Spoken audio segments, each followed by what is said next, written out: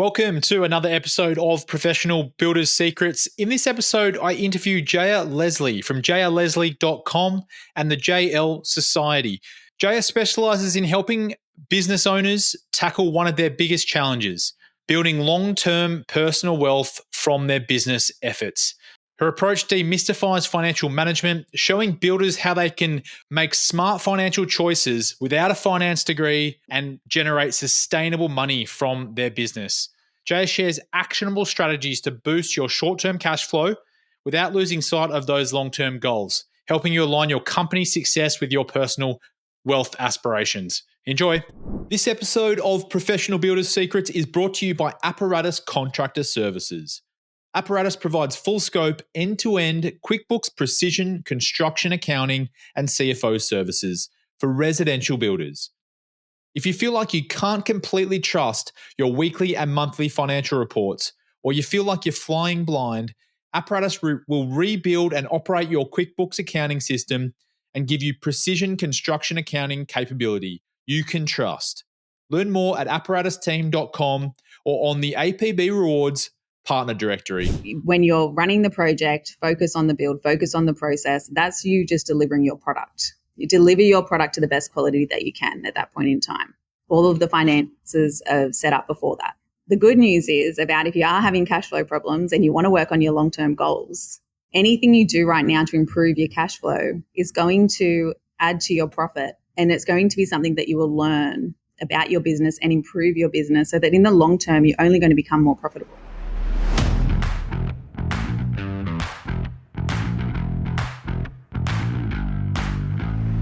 Welcome to Professional Builders Secrets, the podcast for building company owners wanting to grow safely and securely. I'm your host, Will Blunt, and today I'm joined by Jaya Lesley. Jaya, welcome to the show. Hi, thank you. Thanks for having me. Very excited to have you on today.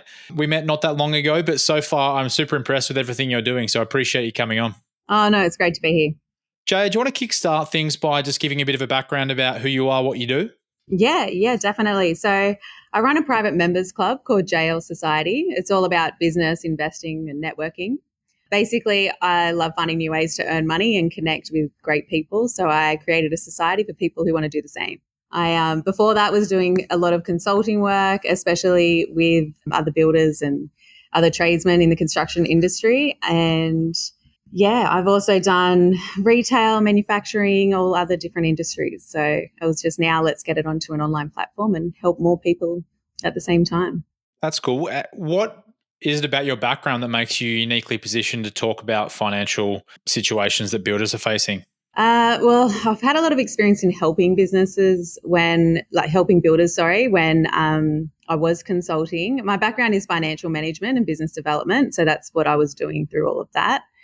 And I started the consulting company about 6 years ago, which was in Sydney, it was a really interesting time period. The industry was booming and builders had work thrown at them. They, if anything, just couldn't find enough guys to get the jobs done. And then COVID hit and the world changed to some extent economically. And yeah, I feel like in the construction industry, it's been a domino effect of one problem after another ever since the pandemic ended.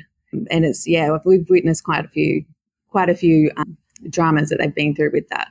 Yeah, I'm sure there's builders out there may have been operating back 6 or 7 years ago, like you mentioned, but it seems like a very foreign place in terms of the amount of work that's coming in. Yeah, definitely. And I think because it was so easy for someone to start their own business company, like their own business and go out on their own, 6 years ago, 7 years ago, there was a lot of people all of a sudden giving it a go, and they just needed to learn the business side of things, work out what to do.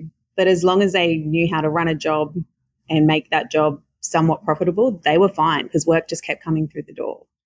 Whereas now it's a little bit more challenging. And so if you don't have the experience or the business acumen or any type of financial management going on behind it, a lot of them are struggling.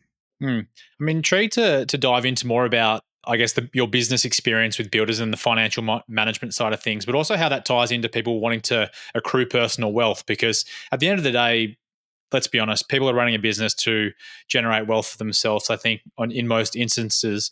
Can you talk to me a bit more about like JL Society at this point and just like how you help other people accrue wealth? Yeah, I mean, and that's you saying that, a lot of people are in it to accrue wealth. That's a lot of where it came from. Every client I was working with, they were so much happier when their business was making money, and they weren't people that were necessarily money greedy. It just takes so many of your stresses away when you know your company is making money. You've got the money there to pay the bills. You feel like you're getting rewarded for the work that you're doing, and you just have this sense of purpose about it. It just really helps. And so, yeah, I wanted to create that for people that weren't just business owners and let them see a way that they could do it in their own personal life as well. I started my first insight into the finance industry was I was working at a stockbroking firm when I was in my early 20s. I was 20 actually. They were amazing. There was 25 men and they wanted to get me in the trading room. So they taught me everything about how the operations behind the business, how it worked, how they executed trades, researched them. And then from there, when I did start doing my own business, I continued to then learn about Forex trading and other areas of trading and just loved it. And then that has been what has helped me over the past decade with my own personal finances, just knowing that there's extra income coming my way. You really got thrown in the deep end then, getting in the calls with 25 men then? I did. No, it was more just like this. It was more just educational. They offered to pay for my business degree, and basically they just wanted to teach me. I was the office manager at the time. So it wasn't like they were expecting me to fulfill these roles. It was more just they wanted to teach me everything so that then one day I could do it. Unfortunately, I didn't because I just didn't want to live that lifestyle. I don't think of what that entails, but it was definitely something I was forever grateful for. It's a pretty intense industry, stockbroking. Yes. There's some big personalities there. Although in saying that, there's big personalities in the building industry as well. Yes, there are some big personalities and some really interesting characters sometimes too, but I love that. I feel like that everyone's kind of unique. You made a great point in terms of like the stresses that finances can bring on the owners of businesses and builders especially, because you can't make good decisions if you're, constantly worried about cash flow and all these kind of things. So I think that's a great place to start. What cash flow challenges are you seeing that builders are facing there at the moment that create these stresses and remove their ability to make good financial decisions? Basically, when trades started to increase their prices and materials started to go up, if their contracts weren't set up in a way that covered them, and if they didn't have some items at least being provisional sum and things like that, there was a lot of companies that started to lose money on their projects. If they were running multiple jobs at a time, their company would feel this significantly. And so I feel like now, over the past couple of years, that's where the cash flow problems are starting to come in because they may have had a year or two where they didn't make the profits that they needed to. And so they're constantly trying to catch up, chase their tail a little bit there. I think for builders, the biggest problem is they are really good at rinsing and repeating. So basically they know their process of quote a job, win it, run the project, complete it, get paid, it's done, move on to the next. And they just go, we just got to keep doing that and then we earn money. And that's how it works if they are doing everything right. But if they're misquoting in one area or they aren't setting up their progress claims correctly in a way that it's actually going to cash flow the individual project, anywhere, if they're just making their margins too tight, which is still such a common problem for something that actually is quite simple, it's going to, the rinse and repeat, it's just becomes a downward spiral. Yeah, it's a great point too as well that it might not rear its head for a period of time as well because you may not know because a building job goes for a long time, right? 12, 18 months in some instances. Yeah. Like you won't know that you've made those poor decisions until well down the track. Yeah. And then if they've already repeated that process for the next 2 or 3 jobs that they're doing, they're already locked into a contract where they're going to be doing the same thing. And so that's when I'm wanting to show them that they can look outside the box, try some new areas to try and boost their cash flow. They can still focus on building, but if they have influxes of cash, they can invest that in other areas and do some short-term options. Yeah, it's the perfect storm at the moment though as well because leads are drying up in the building industry. Interest rates are really high, so people can't build as much as they were at one point. As you mentioned, like decreasing your margins, right? Because you're like, I need to get this job across the line. Yeah. It's definitely become more competitive in that regard. And I feel like a lot of the sub-trades I feel like they're only just starting to feel the burden of it all. So the past year, they've been able to increase they had the work there, they were able to increase their margins, and the builders were getting squeezed out in the middle because they're having to accept whatever trades are giving them so that they have someone to complete the job. And then the clients wanting that margin down lower and lower. But one thing with anyone a year or two ago, I was saying to them, invest in marketing now.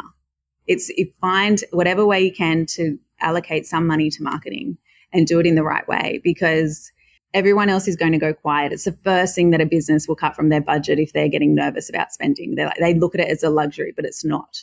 And it's like, if you get your name out there now while the marketing's quiet, that's when you'll get the leads while everyone else is not. It's music to my ears. Well, in the sense, I mean, that's what we talk about, right? We recommend that builders invest 3% of their annual revenue into marketing because it's just a numbers game. If you can get this many leads in and turn that many into prelims and sales conversations and then into contracts, it allows you to, it's a supply and demand game. You can charge the margins that are based on value rather than, just scraping at the barrel. Yeah, I'm really big with financial management on, obviously you need a budget, and especially when you're having cash flow problems, you do need to keep your spending tight. But I don't feel cost cutting is always the answer. There's only so much you can cut out. Otherwise, you're really limiting your growth. You're really limiting your approach to the business. And so what you need to look for is where you can reallocate that spending. Look at what you are spending and look at it like it's an investment and make sure you're actually getting a return on it. And that's why marketing isn't something you should cut because, you're going to get that return on it. Well, it's also a Band-Aid solution. You might, in the short term see that your cash flow improves and you're not, spending as much money, but then all of a sudden in 12 months' time, you've got no leads and where's your next job coming from? So yeah, exactly. So talk to me, I guess that touches on my next question, which is how do builders juggle the long-term business goals, which is around growth and setting themselves up and their family and all of those things that builders have with that immediate cash flow stress that they're feeling? Yeah. So, the first thing they need to do is try and remove the actual stress part of it. Like you mentioned earlier, a lot of people, it's not just even builders, it's even just creative personalities. When they start focusing on the financial side of the business and what's going to make them money and making their decisions around the build based on what they need to do to get money, the build doesn't go as well. They will always say, they're like, I'm not running the project how I normally would because I'm too busy worrying about the finances. So you do need to separate those two things in that when you're running the project, focus on the build, focus on the process. That's you just delivering your product. You deliver your product to the best quality that you can at that point in time. All of the finances are set up before that.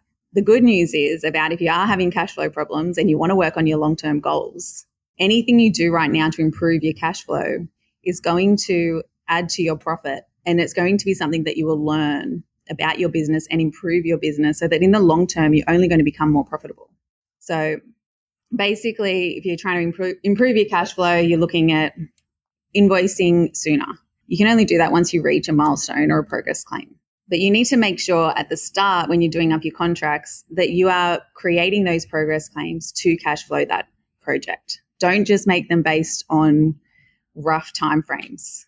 Going, that should be, every few weeks, every month I'll send an invoice out, because then that part will be done. You need to look at where the money is getting spent throughout the project and then making sure that the funds are there to carry that project. It won't always work out perfectly, but the closer you can get to that, the better. Yeah, that's a great point, because I'm sure there's many builders out there that have run into things. They get an invoice in that they need to pay for materials or whatever it is, and they don't have the cash in for the job yet. Yeah, exactly. And there's so many trades now where they really want a significant deposit. Unfortunately, with builders, especially builders in Australia, we've got, if you're going through a bank, you can only do a 10% deposit. Whereas you've got trades that can do a 30% deposit if they want to. If they are doing that and their competitors are doing that, at the end of the day, that you don't have a choice. So it's about making sure that you allow for that in your contract where you're like, okay, we know we can cash flow this. It sounds like you need to be pretty smart with your contracts with trades as well, subcontractors and stuff like that, so it does align with your pricing with clients. Yeah. Purchase orders are key. Always have a purchase order sent out at the start of the job with the dates on it and the price. The more planning you can do at the start of the job, the better. And I know things don't go to plan. Clients change their mind. That's why they will have variations. But that's why we have variation fees to try and cover the changes that will happen to them.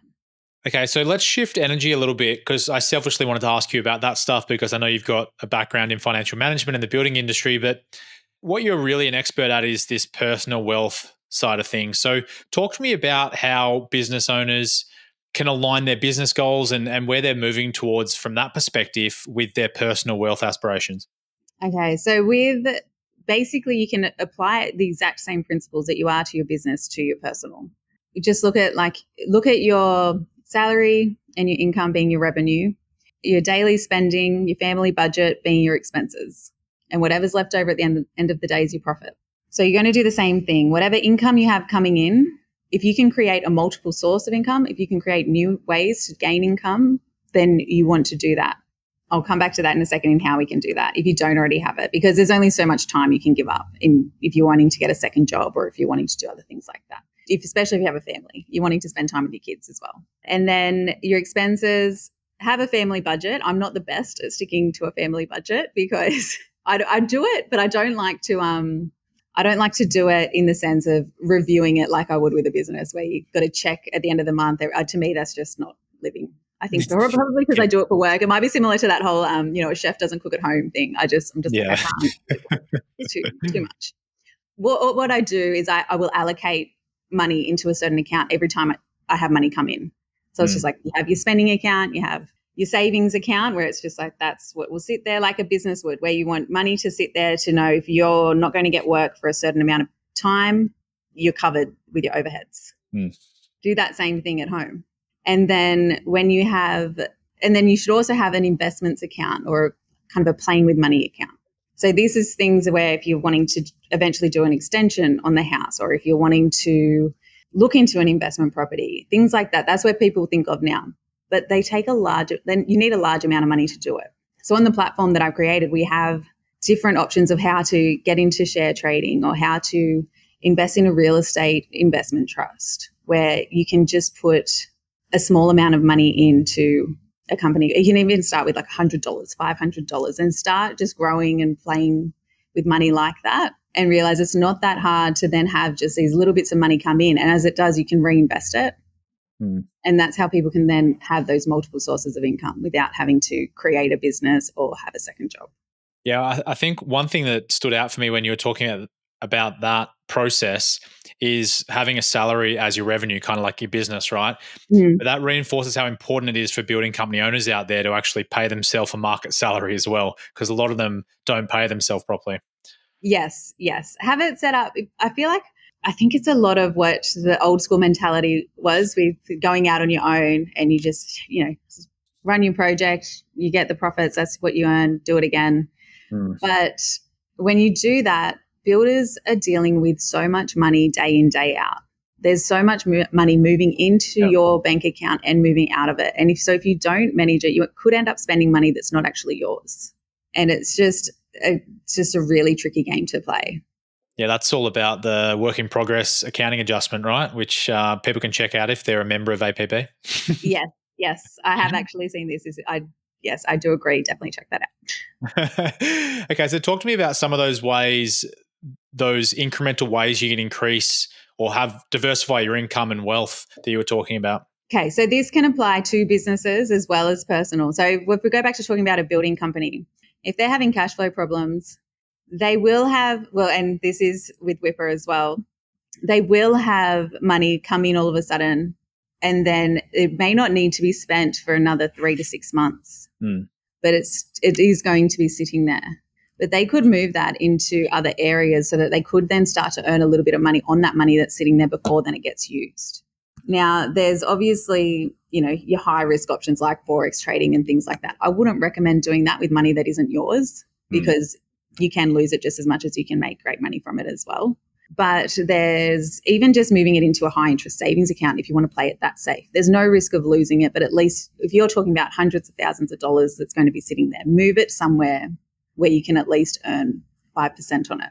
But there's other options as well. Same thing with the property. There's the crowdfunding platforms as well where you can move money into those areas too. So, and there's even some shares that with the paid dividends, some of those, they're really low risk. You can see what percentages you could earn from them. It'll basically give you another income every 3 months. Yeah, it's a great point. You're putting your money to work for you rather than just having it sit in a bank account. Yeah, and it's so much simpler than what people think that it is. I think it's because it has a bit of a stigma around it. They're like, oh, I don't know about that. No, I don't know what to do. I just won't learn about it. But as soon as you remove the jargon from it and look at it as buying and selling a product like anything else, it's so simple. I think the thought, I mean, at least from my point of view, it's like, okay, I need to learn everything to do with, the share market and stuff like that if I want to start investing in it. So are there tools and platforms that people can use where it's a bit simpler than that, where someone else will manage the funds for you, or, it's just a really easy process? Yeah, I mean, so you can do the managed funds, but they do have higher fees. So Yeah. If you're going to put your money into a managed fund, say it might get you 5% for the year, 6%, but then half of that will go in fees usually. So it's pretty much like your super fund, like it's a long-term slow growth. You can do that, but I feel like right now with the economy and people and the cost of living going up, I feel like we're wanting things that are a bit more, where if you're managing it yourself, you're actually going to gain from it right now, or at least in a year's time. So what I've done with JL Society is basically I've filtered through the information and giving you what you need, as opposed to going, learn everything you can about the stock market and then come back to me, because there's too much information out there and you don't need to know it all, because you're not going to become a stockbroker. All you're wanting to do is just earn a bit of extra income for your family. Sounds good to me. So you're just going to give me the answers. Yeah, exactly, pretty much. Well, I could just say, this is what it is. Have a look. But the main thing is, it's like, look at it all, a condensed version of it all, and go, that's what I'm interested in. And it's like, okay, let's dive deeper into that element. Okay. Well, let's talk about that a bit more in a moment. But before we do, I want to ask you, what are some common mistakes you see business owners make when it comes to planning for future wealth? When it comes to planning for future wealth, I feel like the biggest mistake is they don't plan for it. They want it to appear, and then, are we talking about mainly builders? Yeah, probably more. I mean, obviously builders are listening to this. I said business owners to make it more general for you, but I mean, many business owners face similar challenges to builders. So I think, what challenges do they face in this space, and like what mistakes are they making that are holding them back from generating wealth? Yeah, I think actually with builders, the most common mistakes that they seem to make are that, like I said, the rinse and repeat, where they think, I've just got to get more work. That's their go-to. If I get more work, and then it will be fine.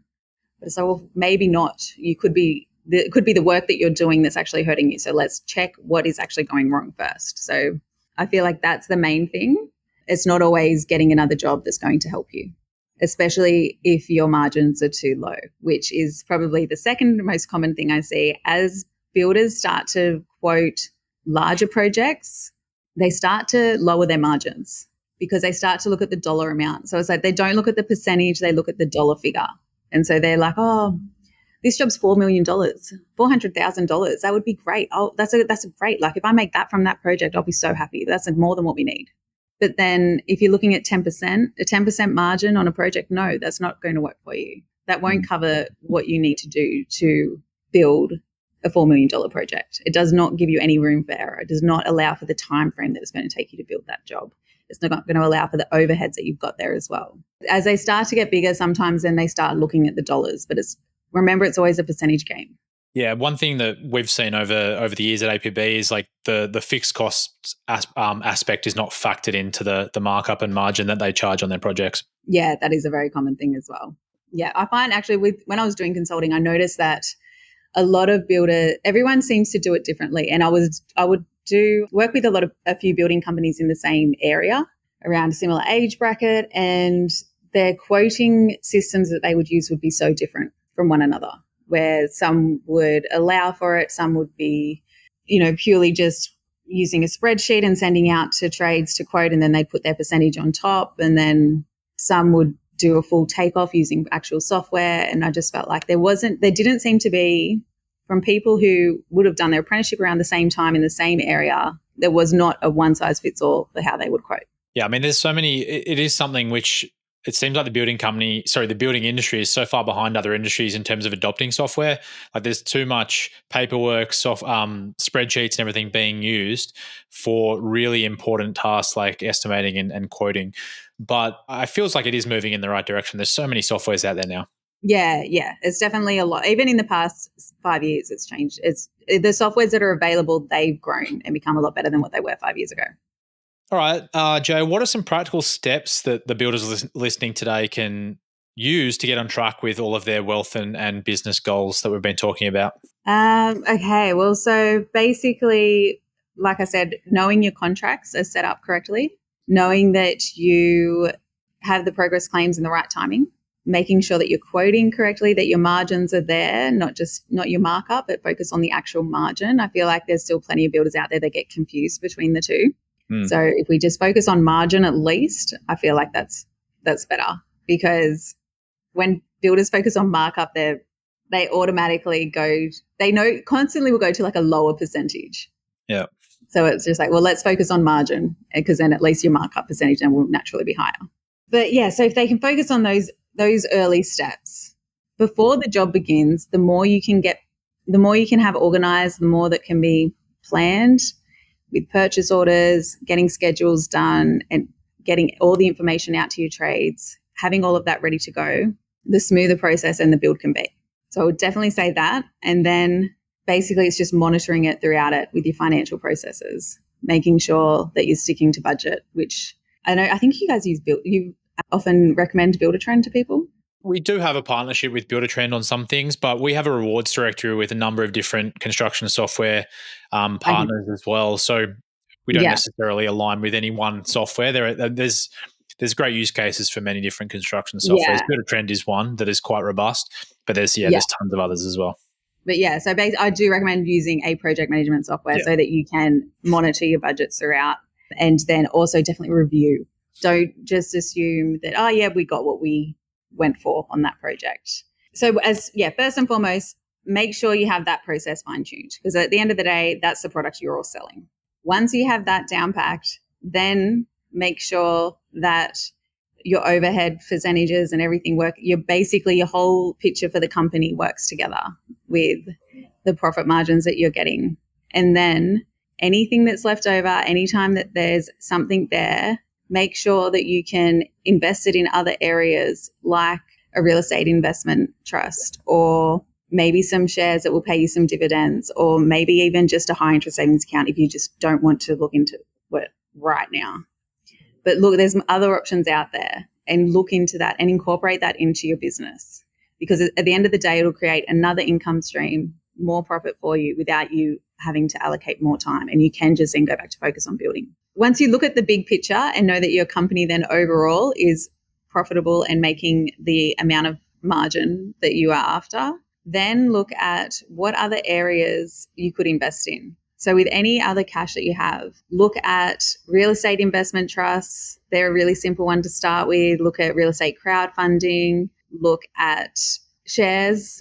Look at even the high interest savings account, just for something really simple to begin with. But basically, once you start doing that, you will then increase your bottom line. You'll have a higher profit year after year, because you're going to have that multiple source of income without having to do any extra work. You can go back purely to focusing on building. Yeah, I love that. So I guess what you're saying is getting your business financials in order, then thinking about how you're using your money within the business to start accruing wealth for the business. And then how does that play into the personal side of things as well? Then on the personal side of things, do the same thing. So pretty much on the personal side, so you've got your business, you earn your salary from your business. You know what you're getting week by week or month by month, however it is that you choose to do it. And then in your personal finances, do the same thing. Have a certain amount that you allocate every pay cycle to investing into something else. Makes a lot of sense. And I guess if anyone is looking for some quick tips on exactly where to get started from a personal point of view, then obviously JL Society is the best place to check that out. Definitely. Go to jayalesley.com and it's all there. jayalesley.com. Follow Jaya on all of her socials. Check out JL Society. Highly recommend it, and you won't be disappointed. Thanks, Will. Yeah, no, thanks so much for coming on the show today, Jaya. I've really enjoyed it, and you've provided a lot of really helpful advice for the builders out there. Yeah, thank you. It's a tough time of the industry right now, but I feel like, we'll come out of it soon, and the work's still there. It's just different. Yeah, absolutely. If you're looking to go further with a bit of learning, obviously jayalesley.com, like Jaya mentioned. Episode 121 of this podcast is called Cashflow versus Profit, which is another interesting episode. And for members of the Association of Professional Builders, check out our Cashflow Mastery Action Plan. you might want to dive deeper on those things. But otherwise, I had a lot of fun today. Thanks for coming on, Jaya. No worries. Thanks so much. A big thank you to our listeners as well, wherever you are in the world. If you like the show today, please subscribe to Professional Builders Secrets on your platform of choice. And if you're feeling generous, leave us a review. But until next time, have a great day.